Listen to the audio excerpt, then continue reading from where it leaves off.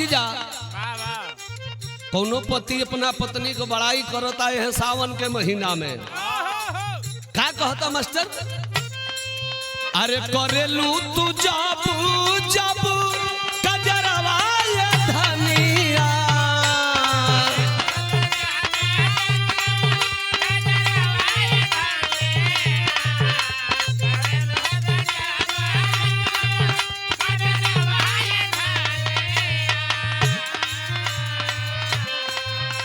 करेलू तू जब जब कजरवा ये धनिया, घेरे लागे सावन में,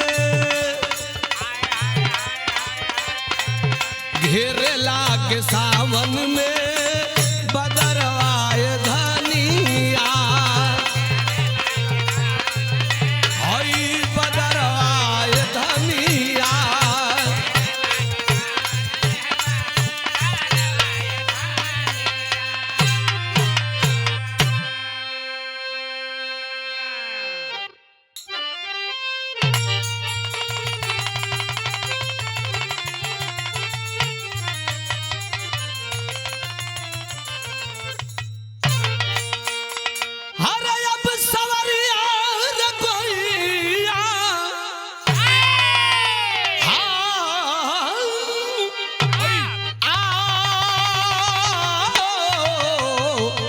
सवरिया हो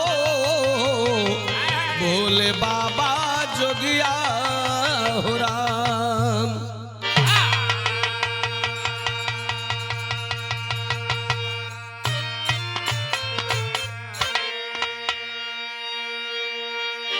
अच्छा भैया लोग, हम बिरहा गायक राम कुल यादव गाजीपुर और अपना टीम के ओर से आप सब बिरहा के श्रोता बंधु लोगन के बहुत बहुत प्रणाम कर रहल बानी। एक बिरहा रिकॉर्डिंग हो रहल बा आरभी स्टूडियो भीमपुरा बलिया में। ये बिरहा आप सबके बीच में जाई भोजपुरी बिरहा चैनल के ओर से। ये बात का बड़ी चर्चा हिंदुस्तान नहीं पूरे विश्व को झकझोर कर रख दिया है। 13 साल की बेटी का रेप, गंगानगर राजस्थान कांड। सोशल मीडिया, फेसबुक, इंस्टाग्राम और अखबार में यह बात दिखाई जा रही है कि क्या ऐसे भी लोग इस धरातल पर हैं। इस बिरहा को अपने कलम के माध्यम से सजाए हैं हमारे सुभाष सागर कवि जी। भूमिका का बहाव लगा था मास्टर, बिरहा को अंत तक सुनिएगा।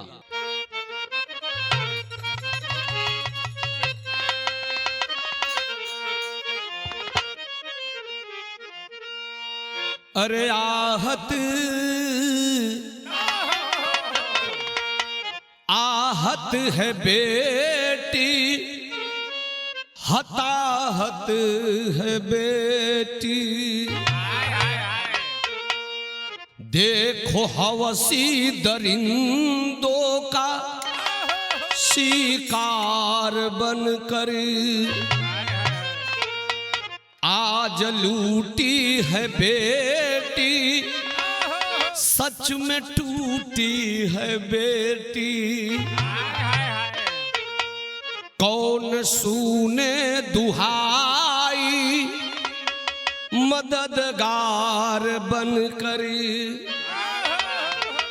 ए दरिंदो सबक लो जरा शर्म खाओ, क्या घर में तेरी कोई बेटी नहीं। राम केवल सागर ये दे कलम बद दुआ, निच कुकर्मों से तेरे ये दबती मही।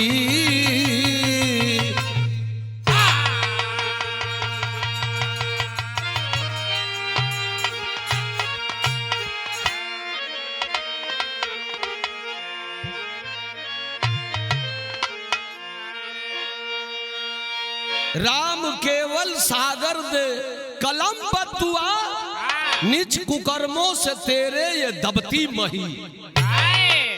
बहन बेटियां तो सबके घर पे है, लेकिन वाह भारत जमाने के लोग क्या इतने नीच हो जाएंगे। बिरहा में कवि जी एक लाइन गजल का भाव लिखला मास्टर।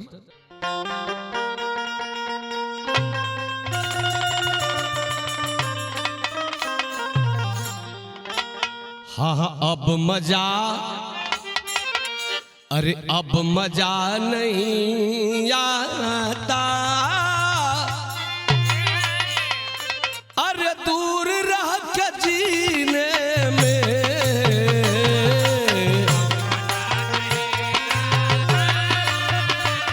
अरे दूर रह के जीने में,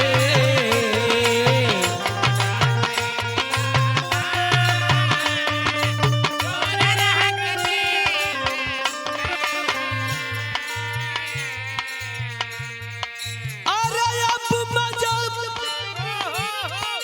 नहीं आता, दूर रख जीने जीने जीने में। ऐ नबी बुला लेना, अरे मुझको भी मदीने में,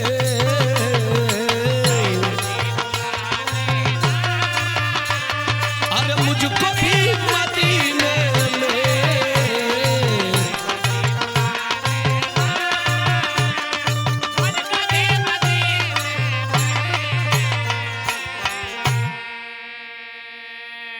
लेकिन कवि की कलम उस परवरदिगार आलम से निवेदन करती है कि हे प्रभु अब बचा लो तुम मालिक, अरे अब बचा लो तुम मालिक, अरे हर बेटी को दरिंदों से,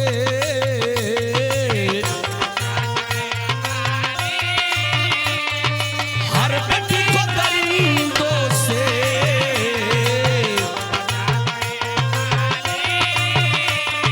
हर बेटी को दरिंदों,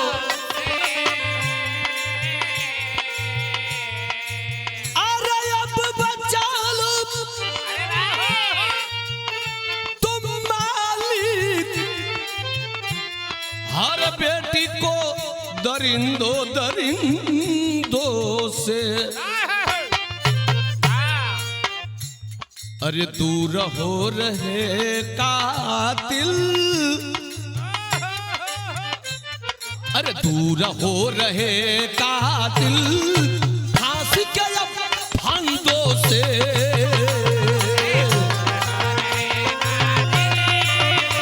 अरे फांसी के अब फंदों से,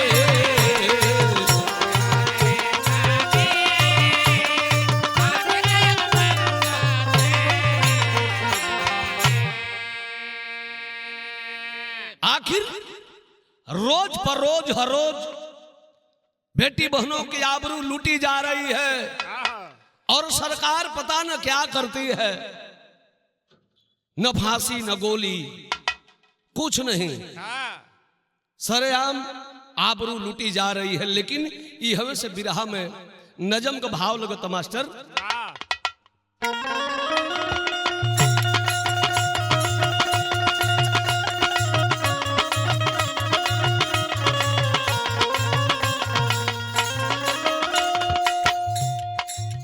जहां बेटियों को मिला देवी का ये दर्जा है, जहां बेटियों को मिला देवी का ये दर्जा है, देश भारत में देखो हो रहा ये चर्चा है।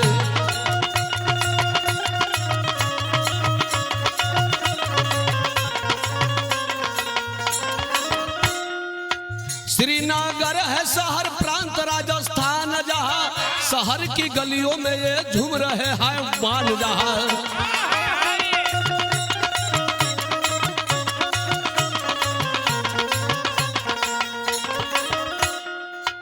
18 जून की सुनिए वो काली रात रही, 18 जून की सुनिए वो काली रात रही, रोड पे 13 साल की बाला बिल खात रही।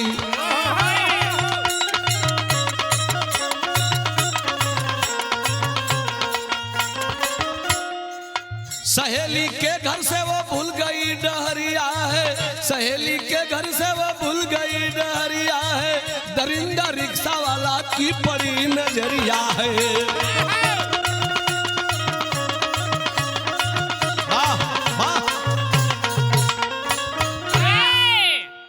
ए भैया कहानी की शुरुआत भइल। आप लोग जो यूट्यूब फेसबुक इंस्टाग्राम चला रहे हैं सारे लोग जानते हैं, गंगा शहर जो राजस्थान में पड़ता है वही की रहने वाली 13 वर्षीय एक बच्ची है। फोन से बात हो रही है उसके सहेली से, सहेली बुलाती है, सहेली के प्यार में वो लड़की 13 वर्षीय बाला सहेली के घर चली गई और वहां से भेंट करने के बाद अपने घर के ओर चली है। रास्ते में कई जगह गाड़ियां बदलनी है, आखिर शहर में रास्ता भूल जाती है वो लड़की। आंख में आंसू है, रो रही है और तब तक एक रिक्शा वाला रिक्शा लेकर के उस बेटी के सामने आया और पूछ रहा है, का पूछत बा यह तरज में मास्टर?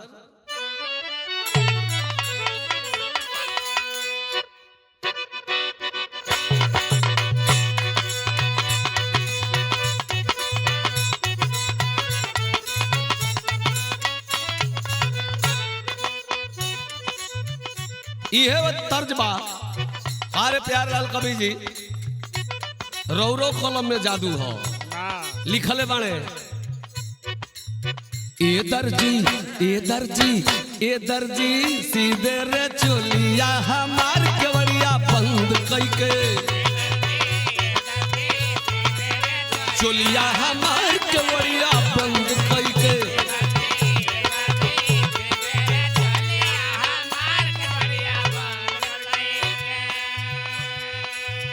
तरज बा खैर ध्यान तरफ बना ही देवे के बा।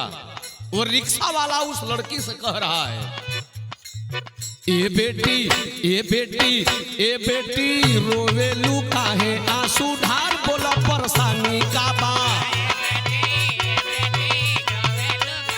आंसू ढार बोला परेशानी का बा।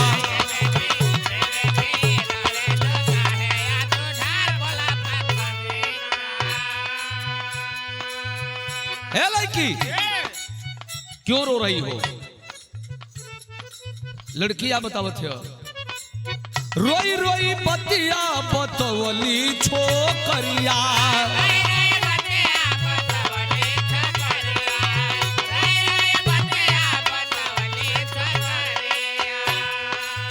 भूल गई घरवा कहम डगरिया,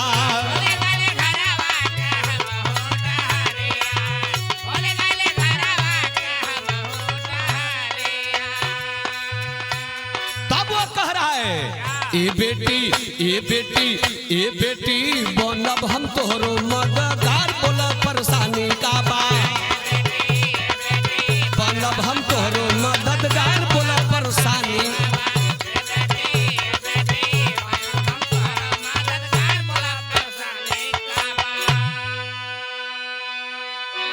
कलश के घबराओ नहीं बेटी, समझो हम तुम्हारे पिता हैं, हम तुमको तुम्हारे घर तक पहुंचा देंगे।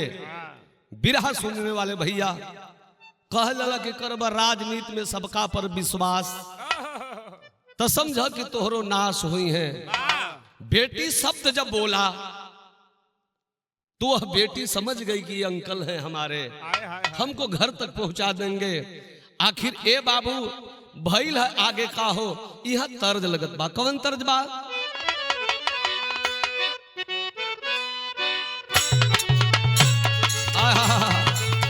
क्या कहना,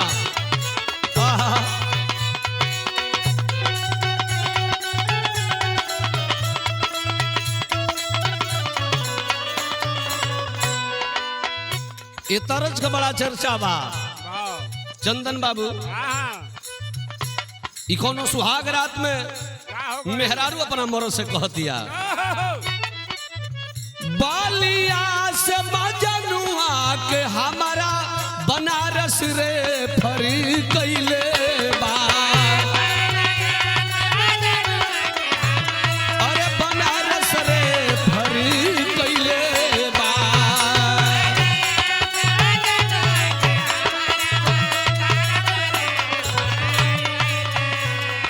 अरे बालिया से मजनुआ के हमारा बनारस रे फरी कैले बा और जाए दो नैहरवा सैया यरवा मऊरवा खैले बा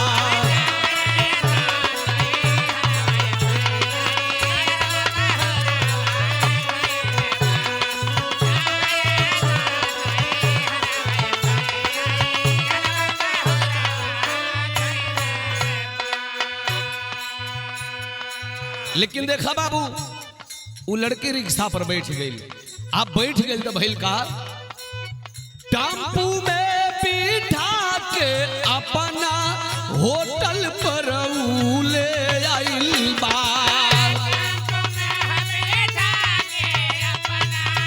होटल पर ले आइल बा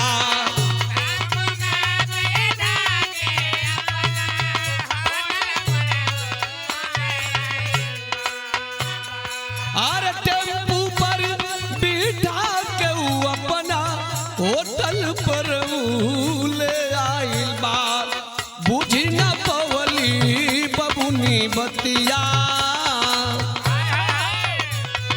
अरे बुझी न पवली बबुनी बतिया आज का जानिया आइल बा बबुनी बतिया आज का जानिया आइल बा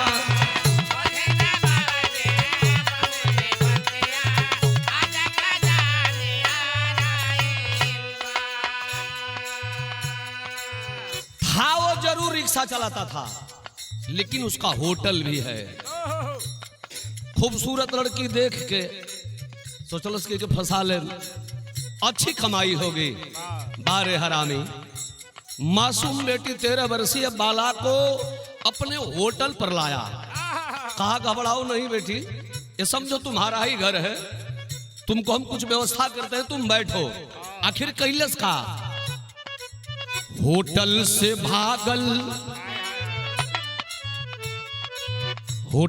भागल कई के बहनवा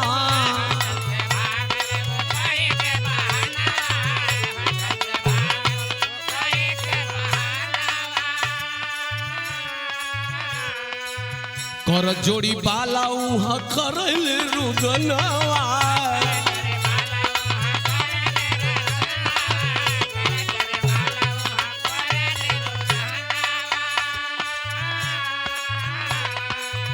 केहू न सुने वो कर दो हैया ग्राहक बन सब आइल बा ओ कर दो हैया ग्राहक बन सब आइल बा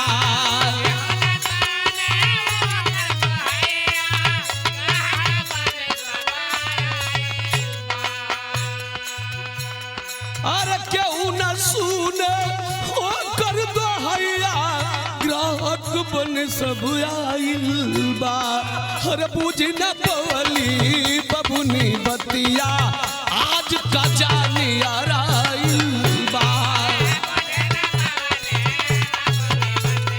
अरे आज का जानिया आइल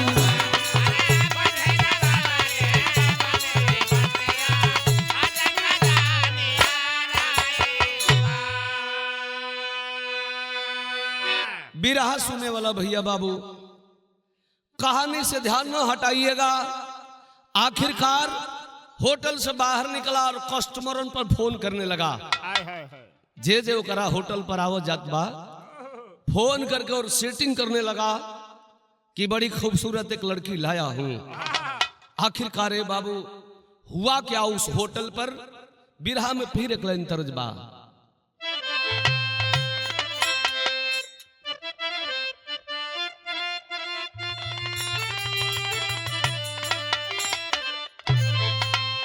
लेकिन यहाँ तरह से सुंदर कवि जी बिरहा में भाव लिख लिए। कैसे मास्टर? अरे हाथ जोड़ी कर बाला, अरे होटल में दोहाइया हो मुदैया कामी, अरे बनी गईले साबाही कसाइया हो मुदैया कामी।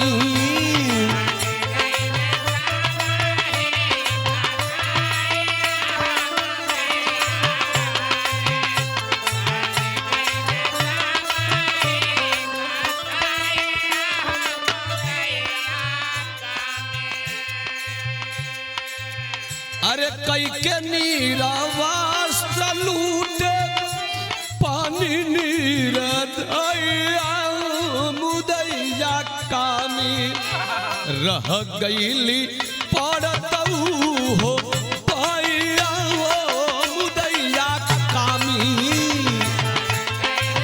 पड़तऊ हो पाइया हो मुदैया।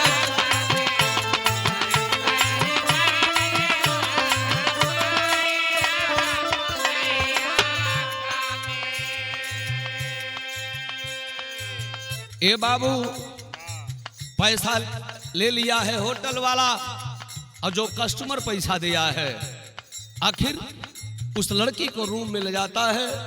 13 वर्ष की बेटी है। बिरहा सुनने वाला भैया लोग कर रहा है जबरदस्ती, रो रही है वो बाला, लेकिन कौन है भेड़िया सुनने वाला उस बेटी की बात को? उस होटल के अंदर गूंज रही है आवाज रुवाई की। कैसे मास्टर? गुजत बा होटलवा में चीख और पुकार हो,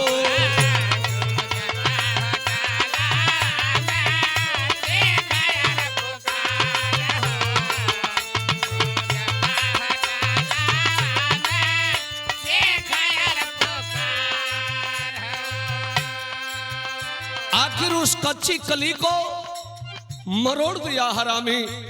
एक नहीं दो नहीं कितने लोगों से पैसा लिया है होटल वाला। 6 गो दरिंदा तैया कैले बलात्कार हो,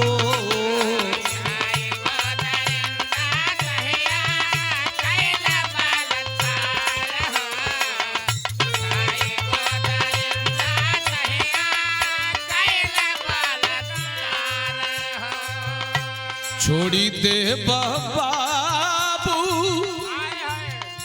पैर पर गिर गिर के रोवत है लड़की, कहतिया छोड़ी दे बाबू साल जालाना साया मुदैयो तुम्हें सहल नाही जाला, छोड़ी दे भाई सजाइया मुदैया कामी। होटल मालिक बनल बा कसैया हो मुदैया कामी।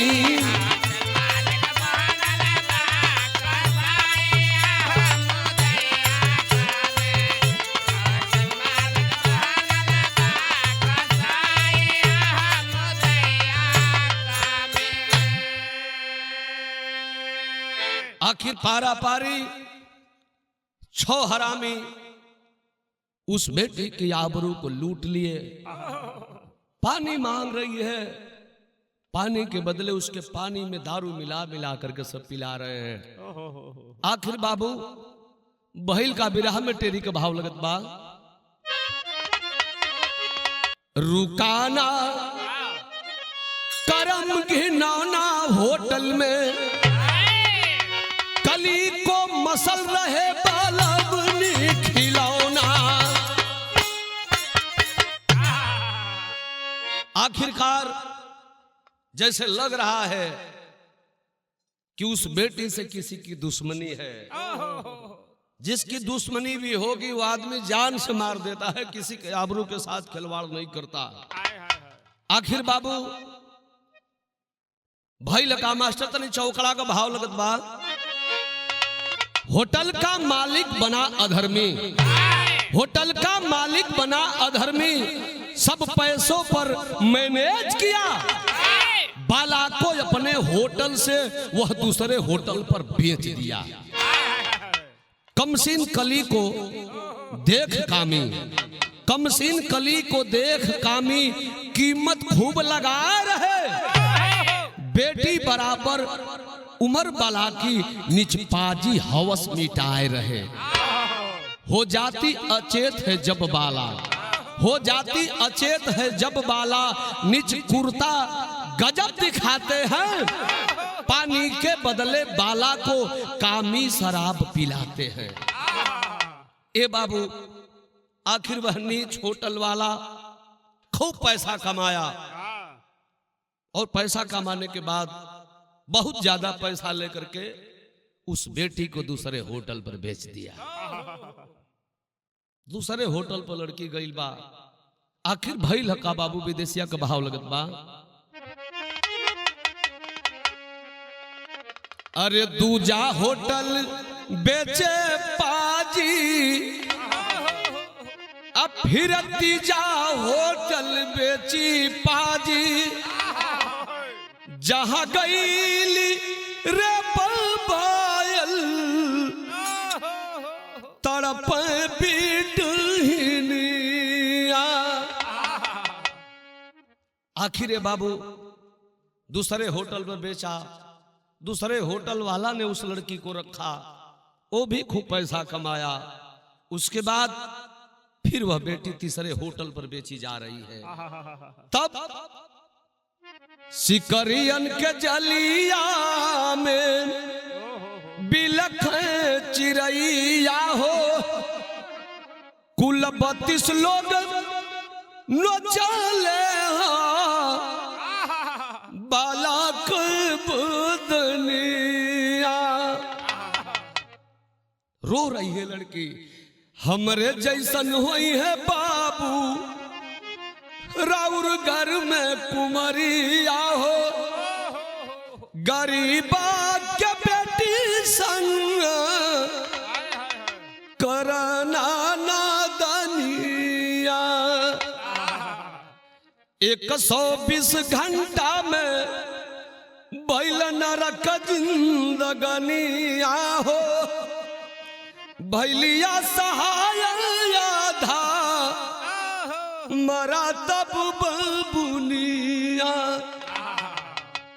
एक होटल से दूसरे होटल, दूसरे होटल से तीसरे होटल, तीसरे होटल से चौथे होटल तक 120 घंटे में कुल 32 लोगों ने पैसा दे दे करके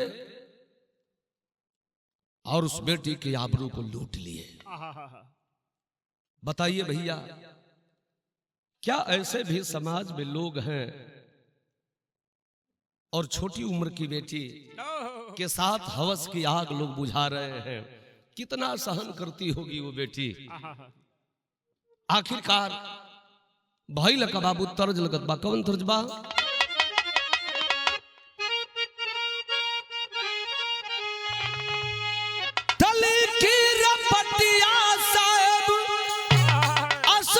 बुझाता दरोगा जी हो,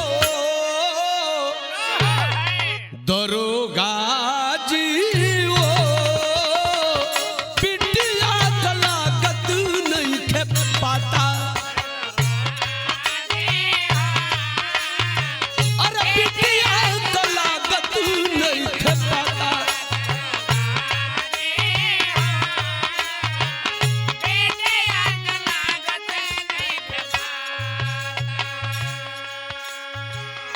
दरोगा जी 4-5 दिन हो गए। दरोगा जी, हमार बेटी अपना सहेली से भेंट करे गई, नौकर फोनवे लागता, नौकर पते लागता।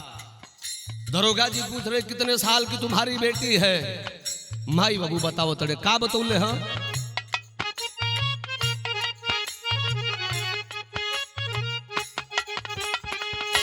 बिटिया नादान या भाई उम्र 13 साल बार।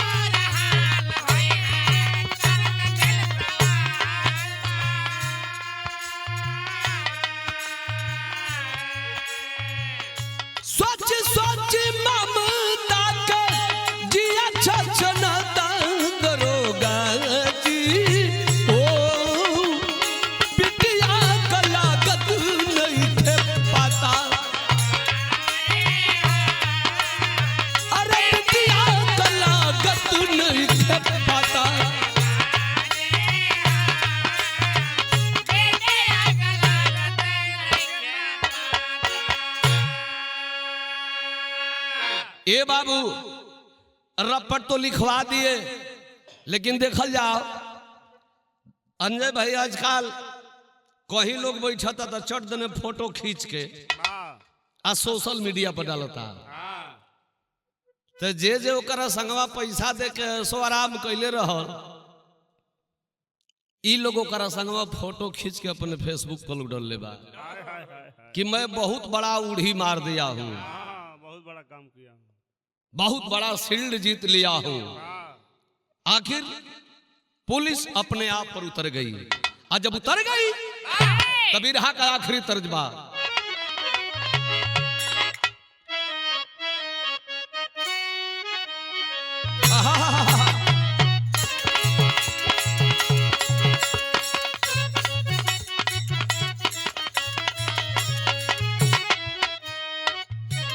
उहे तर्जबा, अरे अपना चिड़ैया उड़ी बाज उड़े वाला बा,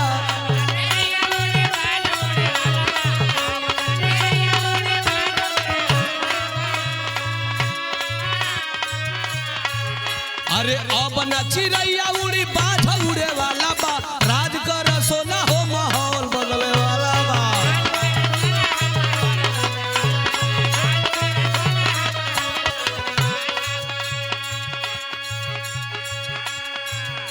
लेकिन कवि जी लाइन लिखल है, अरे करे ब्लैकमेल फोटो भेजनी रबसिया,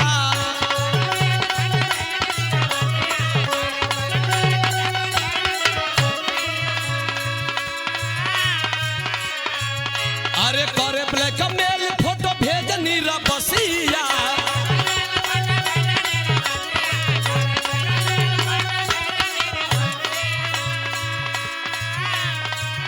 अरे करे ब्लैकमेल फोटो भेजनी रबसिया, मिलल बा सुराग तो बोय आइल बा पुलिसिया।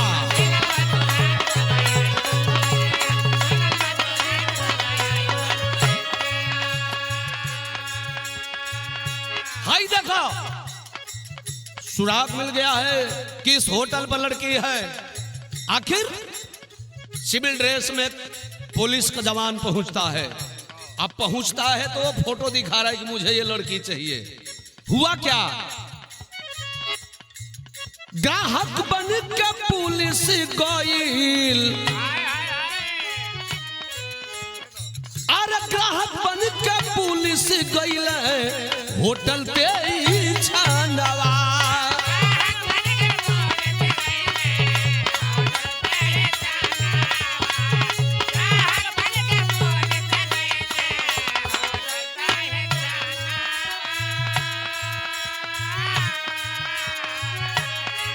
मिल गईली बाला नंगी आहत बाबा दानवा,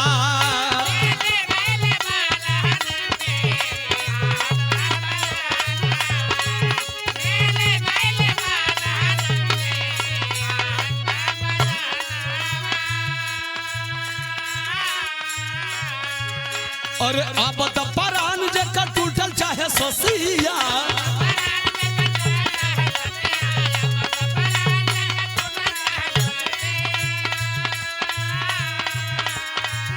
अरे अब तो परान जकर टूटल चाहे सोसिया, मिले बसुरा गऊ है आइल बा पुलिसिया।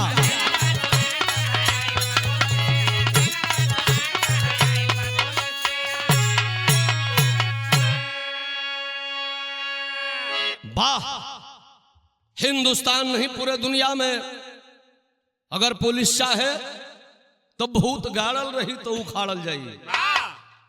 पुलिस का जवान ग्राहक बन करके होटल पर पहुंचा, मिली है वो बेटी जिसका प्राण अब तब छूटने वाला है। अधमरी परी है वो लड़की होटल में, और लेकिन तब तक होटल वाला पैसा ले रहा है, कमा रहा है।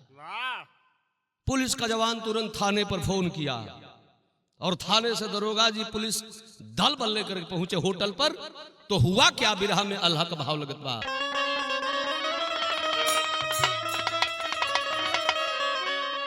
अरे ऐसियो में भरती बैली ओ लऊ पचरवा बाबू,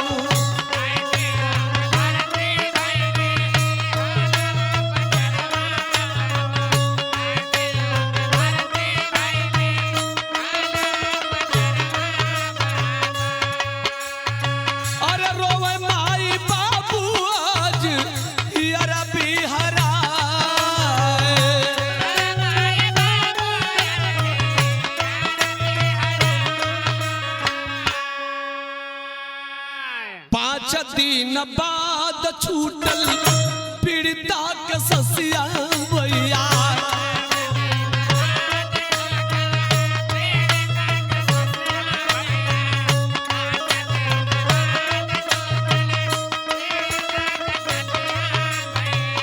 अरे जिनकी सजंग लड़त गईली बेटी हार।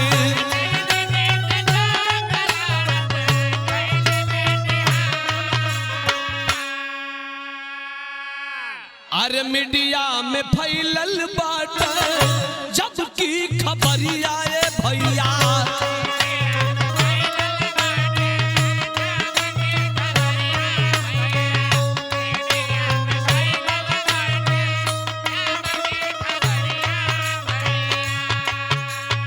और भारत सभा में सुना मचल हाहाकार।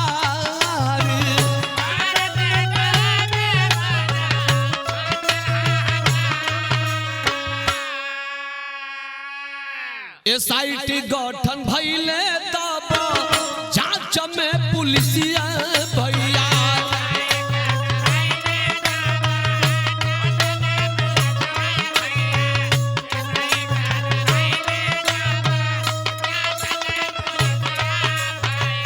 होटल मैनेजर पकड़ल गइल देही बार।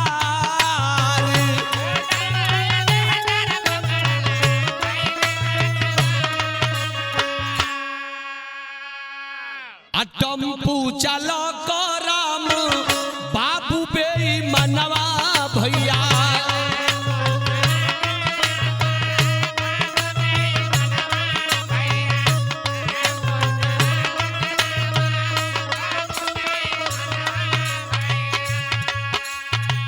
पकड़ल गईले जालिम बेचले बाला के खुखार।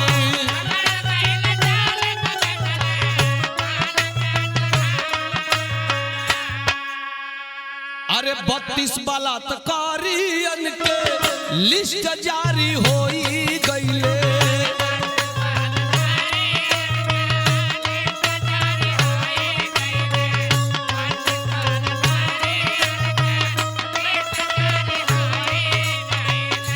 एक पापियन के पकड़े पुलिस मारी।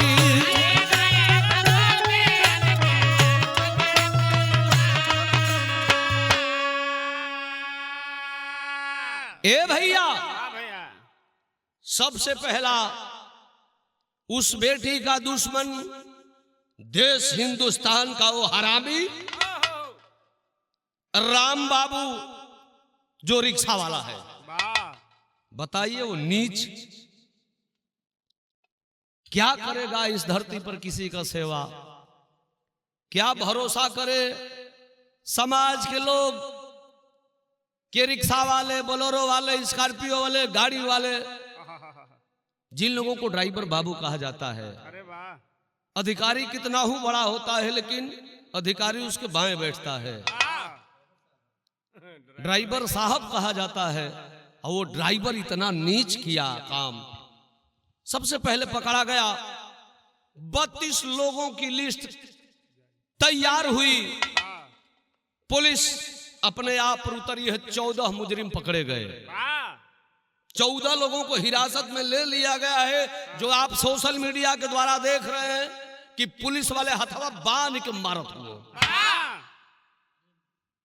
लोग जबकि जाना था कि बुरा काम का बुरा नतीजा ना मानो तो कर देखो, और जिसने जिसने किया है यारो उसका घर देखो।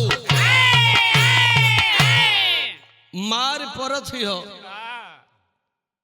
तो आही करत लोग बा। आखिर बाबू भइल का हो, खड़ी के भाव लगत बा।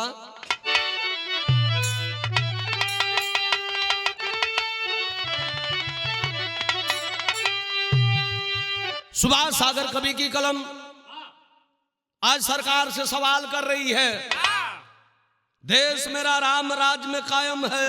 हमारे देश में राम राज चलता है। मोदी जी कह रहे, योगी जी कह रहे, सम्राट चौधरी कह रहे, ये राम राज है भैया, ये राम राज चल रहा है। बेटी पढ़ाओ और बेटी बचाओ। हमको समझ में नहीं आ रहा है कि किससे बचाओ। आखिरकार हर घर में बेटी बहन बाड़ी, सबका घर का लड़की लोग चाहता कि बढ़िया बढ़िया विद्यालय में पढ़े, बढ़िया शिक्षा ले, लेकिन कैसे बेटी आज सड़क पर चले। घर से बेटी के निकलला के बाद माई बाबू का कलेजा कांपत है कि हमारी बेटी स्कूले पहुंचल कि ना पहुंचल, स्कूले से घरे आई कि ना आई। ऐसी घटना को सुन करके देख करके रूह कांप जा रही है। तो खड़ी में भाव लगत मास्टर,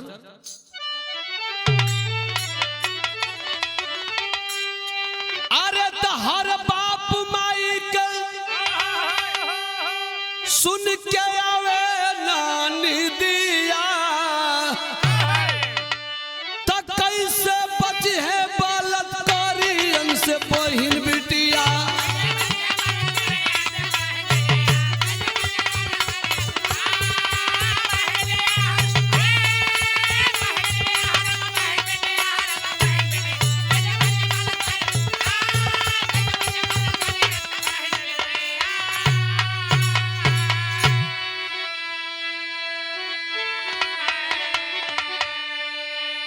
चितवा से बिटिया के अरे उठे चित्कार हो, कैसे दे न्याय पीड़िता के सरकार हो।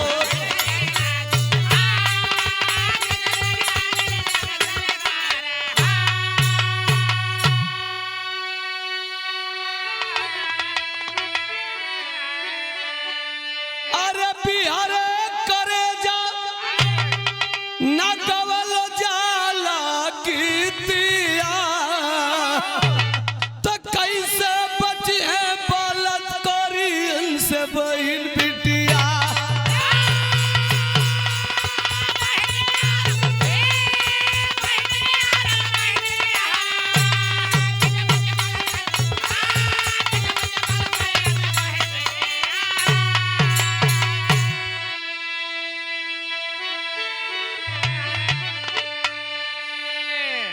आखिर ये बाबू पूरे देश के लोग सदमे में है, जो भी सुन रहा है देख रहा है वीडियो को, आंखें नम हो जा रही है। तो लिखना पड़ा, अरे बिटिया के शांति कैसे मिली भगवान हो, आज करे गम में शोकित बाटे पूरा हिंदुस्तान हो।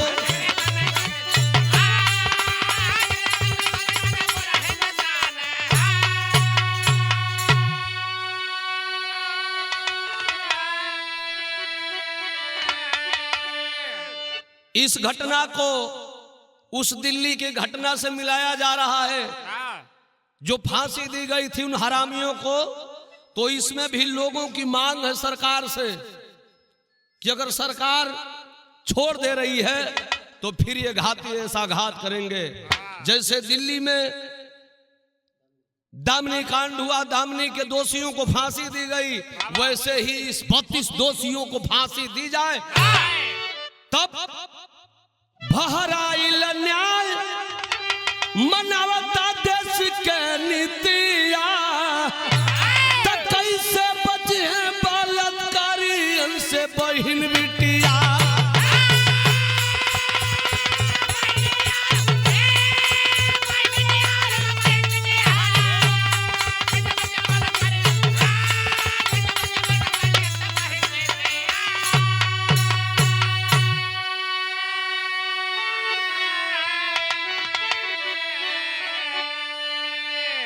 ए भैया, गाने बजाने में कुछ गलतियां हुई होगी, उसे आप लोग क्षमा करिएगा। और हम भी उस बेटी के लिए शासन और प्रशासन से कह रहे हैं कि बेटी को न्याय मिले और माँ बाप के दिल के शांति के लिए आप लोग भी श्रद्धा सुमन अर्पित जरूर करिए। बेटी जहां रहे उसकी आत्मा भगवान अपने उचित चरणों में रखे और दोषियों को सजा मिले। आखिरी लाइन, जय जखाड़ गुरु जद्दू लौटन की लहरे फुलवारी, गंगा सागर सुबासनी तवा रामनाथ गुणकारी। रुकाना करम गिनौना होटल में, राम केवल सुबास सागर सरकार